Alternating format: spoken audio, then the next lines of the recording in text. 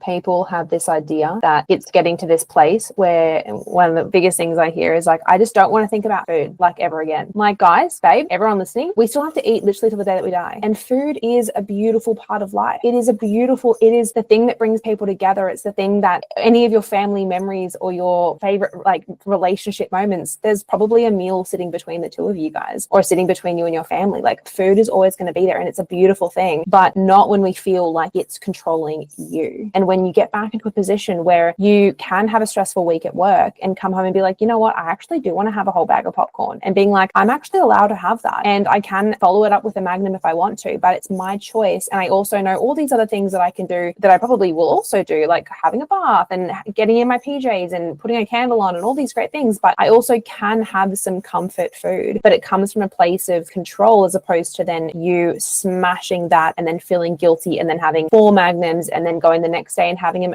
and all of these things and then feeling like an awful person because that wasn't in alignment and you didn't feel in control, as opposed to making very aware choices. And this guys is genuinely speaking to like this whole idea, right, of like, I always think food freedom, it's not just like a place you get to, it's more of a mindset. It's a way of life where you're like, I actually feel free with food, free to make choices that either align, let's say, with physique goals that I have, but I still feel in control, or they align with a bit more of like a flexible phase right now, but I'm still the one making the choice. I'm not being dictated by food rules. I'm not feeling like someone is telling me to go have something that I don't want to have or telling me not to have something that I should. It's like, so just coming back to that, it's like food gets to be comfort. Food gets to be beautiful. And your meals aren't supposed to just be steak and rice. And if that's what you love, amazing. Also, if you have physique goals and that's what you're happy to do, amazing. But if you feel restricted in having that, if you feel as though you're following a food rule or you're just having it because someone else told you to have that, like that's not food freedom. But food freedom also doesn't mean just eating whatever you want whenever you want just cause and like, oh my God, well, this is like,